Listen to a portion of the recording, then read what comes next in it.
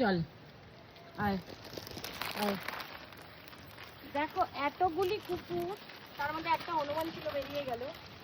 আরে ওকে কেন ধরছিস? এতগুলি কুকুর, আমি কুকুরকে সেভাবে কিন্তু খেতে দিই না। আমি যখন আসি এরা থাকে, কিন্তু আজকে এত কুকুরের জন্য আজকে আমি হনুমানের সঙ্গে কাজ করতে পারলাম না, ওদেরকে খেতে দিতে পারলাম না। সবাই এই ডগির জন্য এক এক করে চলে গেছে।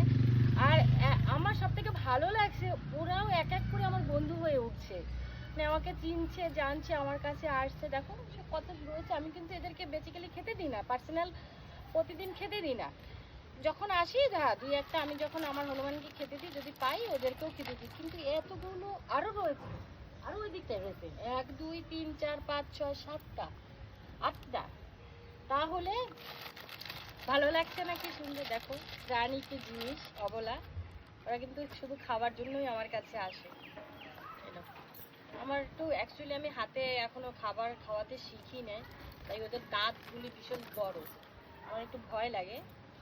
যাই হোক, আপনারা ভালো থাকবেন, সুস্থ থাকবেন, আমাদের ভিডিও দেখতে থাকেন। আর আমার নতুন বন্ধু, নতুন সঙ্গী, এদেরকে নিয়েও আবার পথ চলতে হবে, যেটা বুঝতে পারছি।